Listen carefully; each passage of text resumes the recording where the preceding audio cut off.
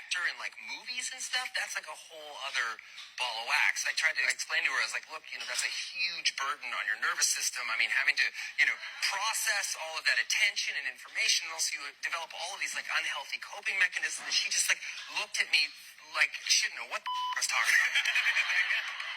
And I was like, you know what? Here's what's cheaper and easier is like, let's just skip showbiz and enroll you right into cocaine. No, that's bad advice. That's bad advice. Hey, when I want your opinion, I'll take Wolverine's dick out of your mouth. That's Kid guiltily. That is my daughter, Inez.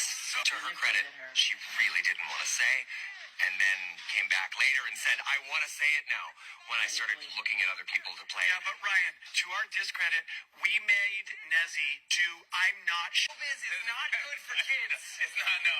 I feel like we should know this by now, right? Yes. The parents everywhere are like, yeah, let's just put him in a movie on stage.